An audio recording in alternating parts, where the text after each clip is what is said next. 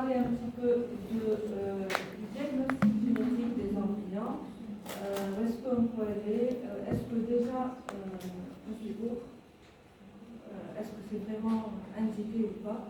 Donc on va voir un petit peu qu'est-ce qu'il a été dit, quelles sont les dernières recommandations, est-ce que vraiment c'est justifié? Est-ce qu'il faudrait toujours explorer l'embryon avant le transfert, oui ou non? Donc, autour de ça, on va un petit peu parler. Donc, je fais de collaborateur de cytonétique et biologie de la reproduction. La formation de résidence, j'étais un petit peu au contact avec tout ce qui est biologie de la reproduction. D'ailleurs, ma thèse de médecine, elle est autour de l'exploration des spermatozoïdes, l'exploration génétique des spermatozoïdes. Dans le temps, on a une idée sur les spermatozoïdes et on les explorait par fiche. Donc, et ça nous donnait une idée sur la composition génétique des spermatozoïdes. Est-ce qu'on pouvait explorer, c'est comme ça qu'on pouvait proposer à un couple infertile, du moins l'infertilité masculine lorsqu'il s'agit du oligonucléamide, d'explorer un petit peu le sperme et sa composition en chromosomes. Donc voilà, depuis le temps, les choses ont largement évolué et donc on va voir qu'est-ce qui est aujourd'hui recommandé pour ce qui est exploration génétique des embryons. Voilà, le temps que ça démarre. Donc vous êtes majoritairement gynécologue, une généticienne, embryo, okay. Et sinon des gynécologues.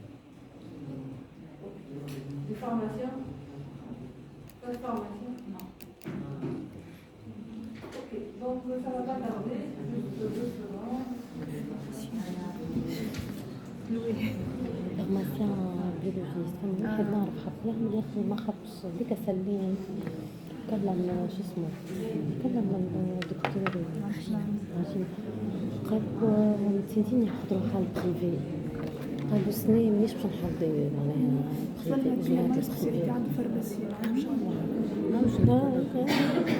ما يفقلوش خاصي لازم نرجع يعاود يصب ويشوف غير ما فارماسيان سليم فارماسيان بيولوجيست عند الفارماسي ما عندهمش بيولوجي يحب يعملها باش في اللابون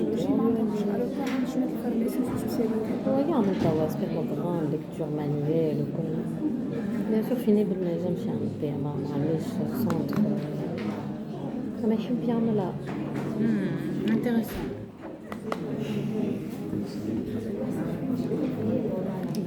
هذي من يشوفوا ديباسي وهذه ديجا بدات تحكينا في قصة حياتها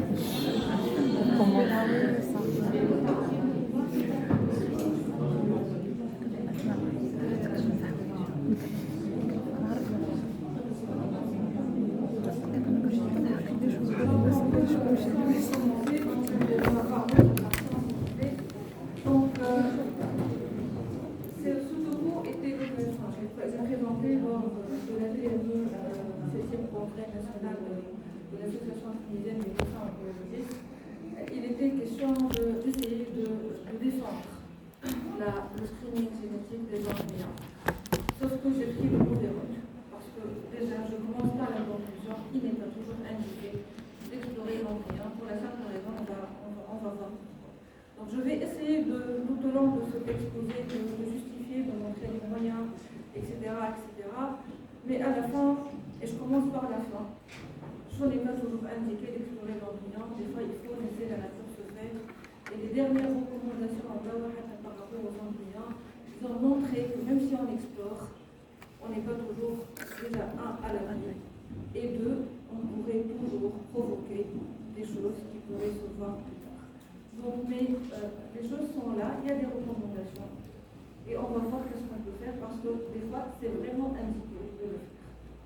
Mais comme ça, à tout venant, pour justifier, c'est forcément non, et je commence par la conclusion.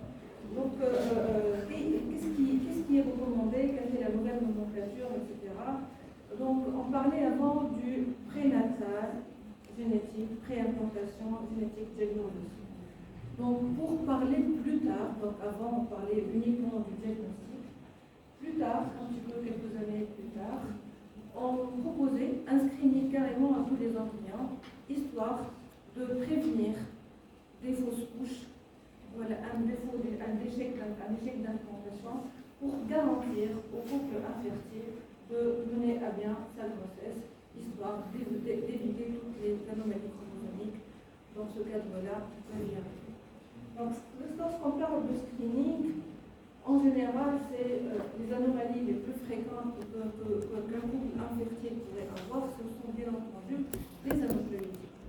Sauf que lorsqu'il s'agit de diagnostic, c'est totalement autre chose. Donc, du coup, on a associé les deux, du diagnostic et du screening, et on fait du préimplantation génétique testing qui comprend aussi bien le diagnostic que le screening. Donc, le diagnostic, il est dédié à certaines indications qui sont la recherche des mutations. En gros, là, ceci suppose qu'on a un couple qui a un cas index déjà connu, avoir une mutation préalable, et donc auquel cas on est censé faire le diagnostic d'une maladie déjà connue, et dans ce cas c'est vraiment indiqué. Ou bien, dans l'autre cas, c'est le structural rearrangement, et donc ce sont des maladies chromosomiques structurales. Donc le couple en question, il est déjà connu avoir une maladie chromosomique, et les plus fréquentes, les plus pourvoyeuses d'un réarrangement, d'une malségrégation, ce sont des translocations parentales qui peuvent être à l'origine d'une malségrégation, et auquel cas on est obligé de faire le diagnostic dans l'embryon avant de le transférer.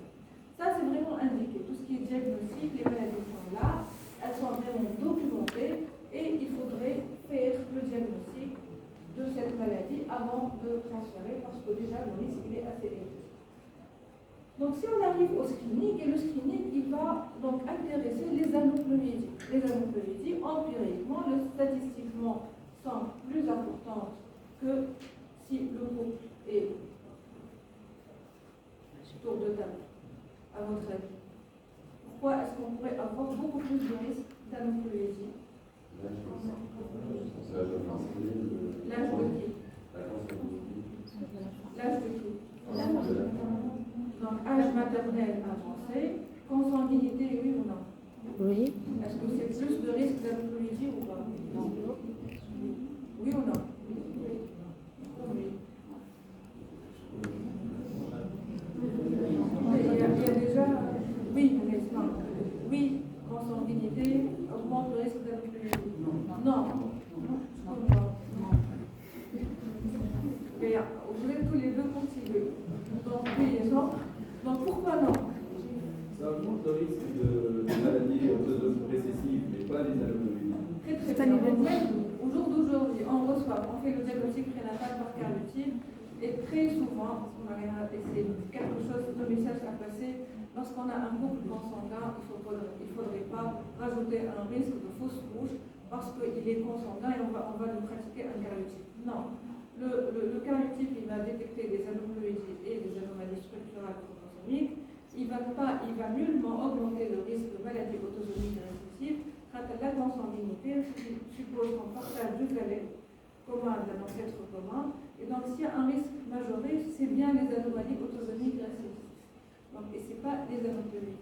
Donc, en cas d'aneuploïdie, non, ce n'est pas la consanguinité. Donc, on retient âge maternel avancé. Qu'est-ce qu'on retient d'autre? Antécédent d'un enfant trisomique. Antécédent d'un enfant trisomique. Il y a des données ou pas?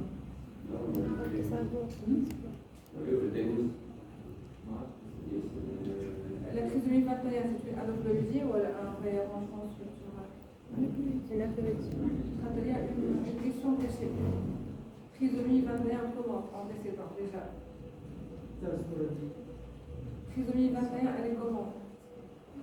Antécédent d'un enfant trisomique. Il y a une différence là. Si vous dites il y a un enfant trisomique, il faudrait bien lire le compte rendu. le compte rendu, il y a une très grande différence entre une trisomie 21 libre et avec un aneuploïdie qui pourrait être à l'origine d'une malségrégation aneuploïdie majorée par l'âge, etc., ou bien une mosaïque germinale, etc. Donc, et ça en fait. Contrairement à une trisomie 21 par translocation robertsonienne, la 21-13 par exemple. Le 21 il est collé sur le chromosome 13. Et c'est totalement différent. Donc, on est obligé là d'explorer les parents pour voir s'il s'agit, et là on revient à un réarrangement structural. Donc si un des parents est porteur d'une translocation, par exemple 21-13, le risque il est calculé autrement. Et c'est une autre attitude à prendre en considération. Ok? Mais je retiens, donc on est diagnostic versus aneuploïdie. Donc de quelle trisomie tu parles? 21. Elle a dit antécédent d'une trisomie 21. Donc de quelle trisomie tu parles pour faire le screening? Par translocation. En mosaïque. Laquelle? Donc, antécédent d'une trisomie 21 libre, vous retenez ou pas? Vous retenez ou pas? Non, faire de non, screening. non. Oui ou non? Non, vous ne retenez pas. Moi, je retiens non.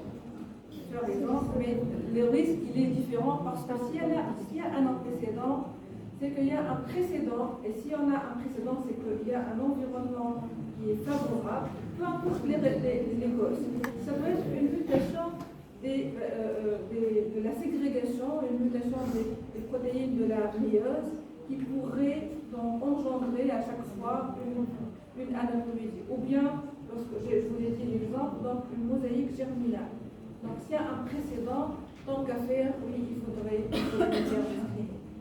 S'il y a une translocation, on est dans le cadre du diagnostic. Clair ou pas? Donc un antécédent, oui, je retiendrai, mais c'était une cause, juste pour que tu un petit peu, on va faire la différence. Qu'est-ce que vous retenez aussi?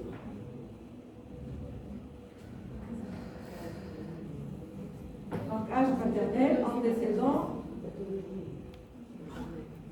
des avortements à répétition. Est-ce que vous ferez le screening? Oui. Des avortements à répétition. Je fais 2022, c'est pas quelque chose. Non? Oui. Il y a 3 ans et personne. La majorité silencieuse. On va avancer et à la fin, je vais vous poser les mêmes questions pour voir il y a combien de bras qui se lèvent ou bien qui se lèvent pour un oui, pour un non. Donc on a le screening et ça comporte donc le diagnostic, le screening pour parler du test screening génétique. Donc il y a plusieurs moyens de faire. Donc là, comme on l'a dit, donc ça peut être donc là c'est une mutation. Ensuite pour les SR, donc c'est des réarrangements structuraux des chromosomes. Et le screening, c'est la recherche des aneuploïdies tout simplement. Et une aneuploïdie, ça peut être une trisomie 21. Et ça peut être toutes les aneuploïdies possibles et imaginables parce que les choses qu'on peut voir dans l'embryon sont totalement différentes d'un embryon en évolution, en développement, en prénatal, ou bien à la naissance. Donc on peut voir plusieurs types d'aneuploïdies qui sont totalement différentes des aneuploïdies qu'on peut voir à 22 semaines à l'origine, donc à l'occasion de la synthèse, ou bien carrément à la naissance, on en voit beaucoup plus. Donc, c'est quoi et pourquoi le screening? Pourquoi? Parce que c'est un projet de fertilité. Un couple infertile qui n'en sait pas pourquoi, avec tous les bilans d'exploration qui ont été faits, spermogramme, bilan hormonal, etc., la recherche des aneuploïdies, dont je vous ai parlé dans le spermogramme, etc., et on n'en sait pas pourquoi. Donc c'est un projet, et le projet, il est légitime. Ce rêve, il est légitime, et comme pour tout projet, pour réussir ce projet, il faut toujours demander, c'est quoi? Pourquoi je pourrais faire ça? Pour qui? Pourquoi? Et ne pas perdre de vue son objectif. Son objectif, c'est d'avoir un enfant normal, de réussir une grossesse. Donc il ne faut pas aller à droite et à gauche en vue d'avoir un enfant normal, et finalement, des fois, on se perd de vue et d'objectifs surtout. Donc, totalement absurde si on va utiliser à tort l'avènement de nouvelles méthodes d'exploration du génome et on va, dans ce cas, attaquer une fourmi avec un bulldozer. Donc, si on a l'occasion de bien gérer notre objectif, il ne faut pas aller voir tous les moyens et surtout pour répondre à quelque chose qui peut ne pas être justifié justement. Donc, il y a trois manières de faire. Donc, je répète un petit peu. PGTA, donc c'est la nucléotide, donc c'est la recherche des nucléotides. Le tout est de savoir pourquoi je le ferai. Le PGTM, c'est la recherche, c'est le diagnostic, c'est la recherche d'une mutation. Le tout est de savoir et de bien indiquer pourquoi je rechercherai une mutation. Est-ce que je pourrais rechercher des mutations pour monsieur tout le monde? Non, je ne vais pas l'indiquer. Et pareil, SR. Donc, il s'agit d'un diagnostic d'une anomalie chromosomique structurale qui dit pourquoi je le ferai. Il y a bien une indication. Donc, l'ISHRE PGT Consortium Good Practice Recommendation for the Organization of PGT, c'est un article vraiment phare de 2020 et c'est lui qui explique exactement, donc je vous recommande vraiment vivement. Donc, screening génétique, c'est quoi et pourquoi? Donc, comment déjà? Donc, on a forcément une PMA, en création médicalement assistée. Donc, on a l'ovocyte et l'inflammatorie, c'est un produit de groupe infertile qui a certains antécédents, donc auquel cas on ne pourra pas faire forcément le screening des embryons sans passer par les méthodes de PMA. Et donc, la FIV, c'est pour parler de la FIV, mais c'est une XY, normalement, pour faire le screening. Et donc on va biopsier. Qu'est-ce qu'on va biopsier? Donc, en gros, donc on va juste parler des gros principes de base. C'est quoi comme FIV? C'est quoi comme fécondation in vitro? Quel type? La biopsie, qu'est-ce qu'on peut biopsier déjà? Et après, on va explorer, qu'est-ce qu'on va explorer comme ADN? Est-ce qu'on va explorer l'ADN? Est-ce qu'on va explorer les chromosomes? Qu'est-ce qu'on va explorer? Et qu'est-ce qu'on va transférer avant l'implantation? Donc c'est ça les bons moyens, donc PMA, une biopsie, laquelle, et un focus sur l'ADN, lequel, et on va transférer, quel embryon on va transférer. Donc ça c'est la nucléoïdie, on va voir plus de détails. Donc après, pour faire le diagnostic, donc ce sont deux choses totalement différentes.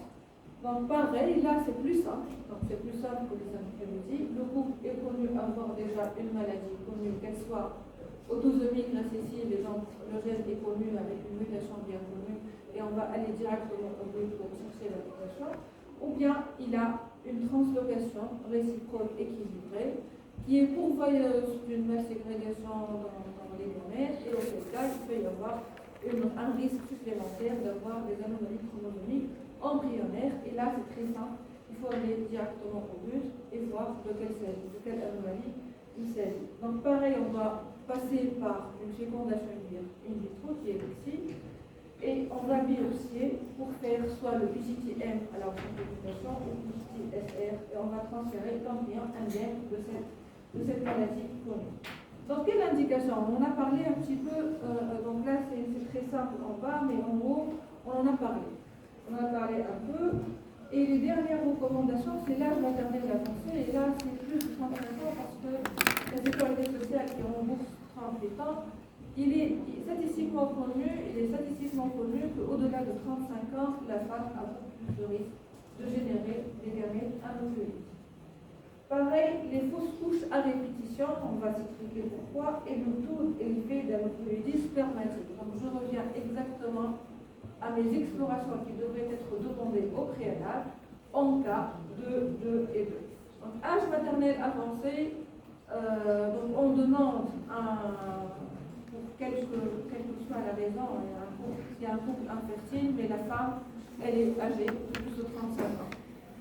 Donc on va lui proposer, à 35 ans, si elle démarre déjà les premières tentatives d'IFSI, etc., pour majorer, pour augmenter le risque de réussite, je vais lui proposer le PGT-M lorsqu'il y a un risque supplémentaire dans la maladie, c'est connu. Après, un couple qui n'arrive pas à concevoir parce qu'il se plaint d'avortement à répétition. On a tout exploré pour les causes de l'avortement à répétition, immunologique, hormonale, etc., spermogramme, rien n'a été trouvé. Parmi les explorations, c'est la recherche d'aneuploïdie spermatique parce que si on a une aneuploïdie au niveau des gamètes et ce qu'on peut faire, c'est les spermatozoïdes qui sont accessibles, forcément, c'est un risque majoré et auquel cas, là je suis à la troisième indication, auquel cas c'est tout à fait logique que j'explore l'embryon avant de le transférer en termes d'aneuploïdie. On est d'accord. Pour les avortements, je vais vous montrer quelques études, dont quelques-unes, elles étaient faites dans notre laboratoire. Les avortements à répétition, si on explore bien comme il faut, un couple qui consulte pour des avortements à répétition, bien comme il faut, ça veut dire tout le bilan immunologique, hormonal, etc. Mais aussi, sur le plan génétique, les aneuploïdies spermatiques, la fragmentation de l'ADN, entre autres, dans les gamètes masculines parce qu'elles sont accessibles. Et il a été montré qu'il y a une différence statistiquement significative entre un couple qui ne se plaint pas d'avortement à répétition et un autre qui se plaint d'avortement à répétition quant aux aneuploïdies spermatiques et quant à la fragmentation de l'ADN. Donc forcément, un couple qui se plaint d'avortement à répétition, il y a derrière un environnement qui est pourvoyeur d'aneuploïdie, qu'elle soit masculine ou bien par extrapolation féminine. Okay. Donc, parmi les indications apparues dans le dernier consortium, les avortements à répétition, c'est quelque chose pour laquelle on doit indiquer un screening embryonnaire. On est clair, je vais vous montrer les études. C'est très simple, on est tous d'accord qu'une maladie déjà connue, mutation ou bien anomalie chromosomique structurale et pourvoyeuse de mutation, d'anomalie de structure, et donc auquel cas on doit faire le nécessaire. Donc comment on fait le screening génétique? Donc on a vu pourquoi, dans quel cas, quelles sont les implications. Maintenant, comment on le fait? Donc on est à l'étape, on a dépassé le stade PMA, donc ici. Donc là on est au stade ADN. Quel ADN on va prendre et quelle est la technique qu'on va avoir pour avoir ces résultats? Il y a plusieurs techniques qui sont parues et tout au long des années, c'était tendance. Mais réellement, c'est le NGS, on a écourté le chemin. C'est le NGS et le NGS dédié aux aneuploïdies, NGS dédié à. Mais sauf si on a une mutation, bien sûr, le diagnostic, non. Le diagnostic, il faut être ciblé. Donc on peut avoir des PCR et du séquençage qui soient ciblés sanguaires ou bien au débit pour les aneuploïdies. Sanguaires pour chercher des mutations bien particulières. La fiche, pareil, si on a une translocation connue, je suis dans le diagnostic, si on a une translocation connue chez les parents, ça veut dire quoi? Un exemple d'une translocation. Oui.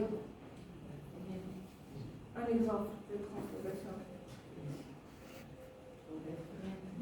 Par exemple, ou bien un réciproque. Je prendrai n'importe laquelle, donc deux chromosomes, 1 et 2. En général, c'est les parties proximales qui sont. Il y a un échange entre deux chromosomes. Donc, je vais avoir une sangle spécifique de la partie transloquée du 1 et une autre sangle de la partie transloquée du 2. Et en fiche, je pourrais avoir la composition de ces sangles-là. En fonction, si la composition est équilibrée, c'est un embryon à transférer. Si la composition, il y a 3 versus 1, donc c'est déséquilibré, et c'est un embryon que je ne pourrais pas transférer. Donc c'est très simple d'aller directement au but lorsque la maladie est connue. Donc fiche, CGHRE, oui, si on peut, par la même occasion, voir d'autres anomalies qui peuvent être montrées par la CGHRE, qui peut montrer d'autres anomalies que je n'ai pas cherchées.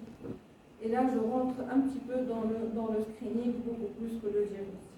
Mais si la maladie est connue, type mutation ou bien anomalie structurale, je vais aller directement au but. Moins d'argent, plus de temps, enfin économiquement plus rapide, et je dois avoir un résultat donc très fiable. Donc voilà.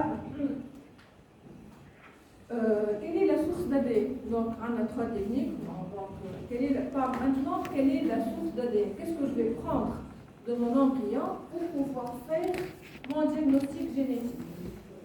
Il y a, dans le temps, une évolution de la manière de faire. Il y a chaque source d'ADN a montré son plus et ses défaillances. Donc, comme source d'ADN, je pourrais avoir dans l'embryon, puisque j'ai entamé une P1, donc ici. Donc, la fécondation, elle va avoir un globule, donc la sortie d'un globule polaire, et ce globule polaire, j'en fais rien du tout. Et c'est de l'ADN qui est similaire, mais qui correspond à quoi? Qui représente quel type d'ADN? Ok. Donc je vais voir s'il y a des anomalies. Sauf que c'est une... et l'avantage, c'est que je vais prendre quelque chose que je sais, qui n'est pas invasive, et je ne vais pas entraver le développement ultérieur de l'embryon.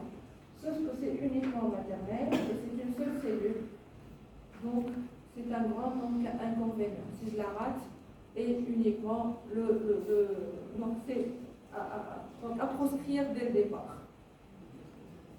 Sauf si j'ai de l'argent, il faudrait explorer pour la recherche. Ensuite, on a lorsque je fais DXI, j'ai un embryon AJ1 qui est de fait de 4 cellules, troisième 2 cellules, 4 cellules et 8 cellules AJ3. Donc jusqu'à 8 cellules, on a des embryons qui sont... Les cellules sont totipotentes. Au-delà de 8 cellules, les cellules ne sont plus totipotentes. Donc, jusqu'à J3, je pourrais prélever une de ces cellules, de cet embryon à 8 cellules, donc à J3. Donc, c'est un précoce, donc transfert précoce, mais c'est dans l'urgence. On n'a pas le droit de prélever plus d'une cellule et c'est invasif. Donc, on est dans l'urgence. Une cellule. Et il faudrait transférer rapidement pour avoir le diagnostic. Donc, tout bas d'amplification, je vais dire une seule cellule, l'inconvénient, et l'influence sur le développement de l'embryon, puisque c'est invasif par rapport à l'embryon. Par contre, c'est la méthode de routine, donc le fiche, etc. Ensuite, si on a l'occasion de pouvoir faire une culture prolongée.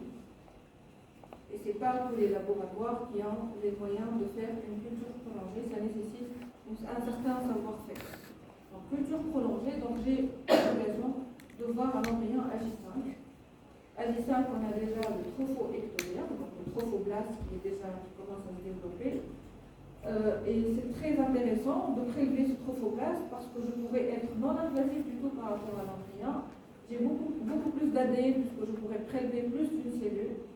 Sauf que les inconvénients sont que ce sont des cellules trophoblastiques, donc je ne suis pas à l'abri d'une mosaïque confinée au placenta, donc il ne correspond pas au génome de l'embryon. De 2, culture cellulaire prolongée. 3, il vaudrait mieux avoir une cryopréservation s'il faudrait congeler et retransférer plus tard. En général, il faudrait être à l'aise, donc il faudrait avoir les moyens pour faire une culture prolongée et avoir les moyens de pouvoir congeler, pour pouvoir freeze on ensuite et transférer. Donc il faudrait avoir tout ceci dans la main, dans la poche, et finalement c'est la meilleure des techniques, à part le fait qu'on n'est pas à l'abri d'une mosaïque confinée au placenta. Donc retenez ça. Si je trouve une anomalie, je prends la décision de ne pas transférer, et finalement ça pourrait être rien du tout parce que l'embryon originaire est totalement normal. Ok? Donc voilà, c'est un grand point d'interrogation. Donc il faudrait quand même se poser des questions des fois. Ça, comment? Donc, on a un petit peu parlé. Mais fiche, enfin, rapidement, fiche, c'est pour lorsqu'on a une anomalie structurelle connue, il faudrait aller directement au but. Une seule cellule à fixer, à explorer et à voir en fonction des sens. CGH avait une technique globale, mais finalement, en face, si on a le NGS, ou plutôt, donc je préférais le NGS qui va donner toute une panoplie d'anomalies, aussi bien les généalogistes et les mutations. Le tout est de voir ça dans les mains. C'est la plus coûteuse, c'est la plus préconisée, mais c'est la plus. Le tout est de savoir qu'est-ce qu'on va explorer, quel ADN on va transférer, et si on a les moyens d'avoir une cryopréservation pour pouvoir transférer plus tard. Le tout est d'avoir tout en place. Voilà. Donc sinon, avec les moyens de bord, on peut faire des choses aussi. Fiches, tropho-ectoderme, oui, si on a la possibilité, mais on peut aussi extraire un embryon, un J3, mais à condition de faire ça rapidement et avoir une seule cellule et avoir la technicité pour le faire. Donc voilà, donc c'est pour ça qu'il faudrait avoir objectif toujours pour voir son objectif en face, faire tout ceci, faire explorer le groupe, donc des techniques invasives de PMA avec des taux d'échec et des taux de réussite qui ne sont pas vraiment garantis. Ensuite, le faire subir des techniques de diagnostic génétique, et nous-mêmes nous ne pouvons jamais garantir un résultat à 100%. Donc ayez tout ceci en tête, il faudrait juger toujours le pour et le contre. Voilà, donc je reviens sur mes stratégies, je reviens sur mes moyens, lesquels, et pour finalement répondre à mon objectif principal, c'est de réussir le projet sous couple. Donc il ne faut pas perdre de vue l'ensemble, se perdre dans la théorie et dans les méthodes. Donc si on a un ingénieur à côté, donc il ne faut pas le proposer à tous les groupes. Il faudrait quand même avoir des raisons bien claires et proposer un diagnostic, si on est dans des diagnostics rapides. Ne pas proposer le screening des anomalies à tout le monde. Plutôt penser, pourquoi pas, de DPI. Éviter l'invasion, une exploration invasive à l'embryon. Faites confiance à la nature et proposez un DPI plus tard. Donc peut-être qu'entre-temps, ça éviterait tout ce qui est mosaïque. Ça pourrait faire dans tout ce qui est le rescue, dans tout ce qui est correction d'anomalies. Donc ça permet à la nature de bien jouer son rôle et montrer et donc avoir l'objectif qui est nettement plus abordable à avoir en court-circuitant finalement ce stress qui pourrait être inutile pour le couple. Donc, je voudrais partager avec vous aussi quelques recommandations qui sont parues dernièrement. Si on voit bien que là, c'est une étude qui a recensé 3211 couples sur 4401 cycles. Ils ont éliminé quelques cas et ils ont proposé un PCTA pour 370 couples. Ces couples-là ont été subdivisés en deux groupes. Donc, un groupe de 300 dans le PCTA groupe et un autre groupe où il a refusé le PCTA. Donc, pour être là et pour voir qu'est-ce qui se passe après. Donc là, pour ces couples-là qui ont suivi, qui ont bénéficié d'un PCTA, donc il y a des embryons haploïdes. Ils ont donc congelé pour après transférer. Ensuite, ceux-là, il y a eu des cycles qui sont qui n'étaient pas il n'y avait pas d'embryon haploïde. Donc vous voyez un petit peu la trajectoire que ce couple-là a subi. Donc une ici, un PCTA, il n'y avait pas une haploïdie. Et je suis bien sûr que cette absence de fluidité est formelle, exactement. Donc, on a empêché un couple d'avoir peut-être un enfant normal. Et d'ailleurs, une des anecdotes, c'est qu'il y a eu dernièrement un article où le couple a bénéficié d'un screening des allopédies. Ils ont trouvé quelque chose en mosaïque, pas une trisomie, je ne me rappelle plus laquelle, mais une trisomie en mosaïque. Ils ont transféré quand même et l'enfant est né normal. Donc finalement, est-ce que c'est justifié? J'en ai pour 10 minutes, max. Est-ce que c'est justifié? Donc est-ce que c'est justifié de faire la recherche? Oui, donc je ne sais pas. Voilà. Donc les avantages, il a été rapporté qu'il améliore le taux des naissances vivantes par transfert. Vu que je vois ici, c'est le couples donc là on écrit en bleu, donc c'est le taux de grossesse par transfert. Il y a quand même regardez avec le PTA, donc il y a beaucoup plus de taux de naissance par transfert. Ici, regardez ceci. Donc il y a le taux d'avortement. Donc si on fait le taux d'avortement, là, on voit bien que c'est significatif et le taux d'avortement, il est éliminé en fait. On a évité un taux d'avortement insensé, d'où l'indication des avortements à répétition, il faudrait faire le suivi. Pareil, lorsqu'on fait un risque cumulé, finalement c'est la donnée la plus importante. Le risque cumulé n'est pas vraiment significatif. Donc finalement, je reviens à ma conclusion.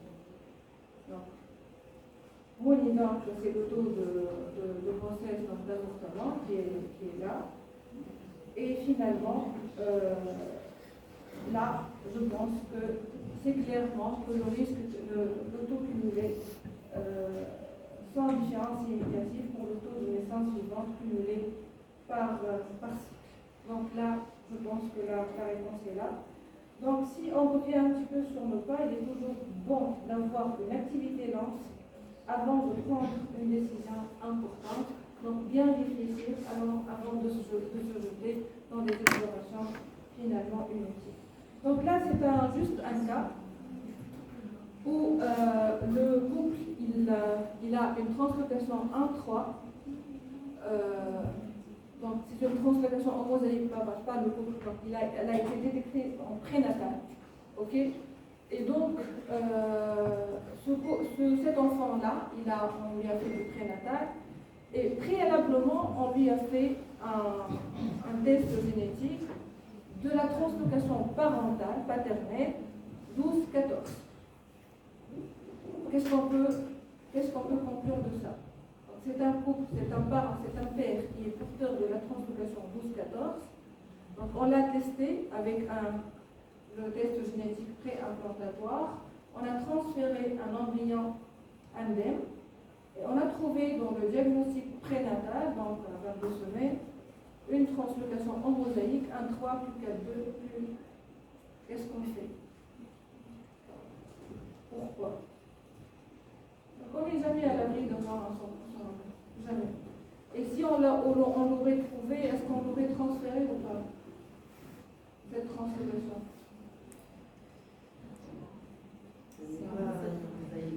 Elle est en mosaïque, mais c'est apparemment équilibré. Donc, finalement, on sera toujours dans l'intuition. Tant qu'à faire, il faudrait quand même proposer ces objectifs. Donc, voilà ce qu'il en est dans la translocation parentale qui a été testée. Et finalement, on retrouve la translocation équilibrée, mais on retrouve une autre translocation en mosaïque. Est-ce que c'est ça ou est-ce que c'est pas ça? Est-ce que c'est vraiment réel? Est-ce que c'est vraiment technique? Est-ce que j'en serai jamais certaine de quoi que ce soit? Donc finalement, je pense qu'il ne faut pas être très très agressif. Il faudrait se fier beaucoup à ce qu'on fait.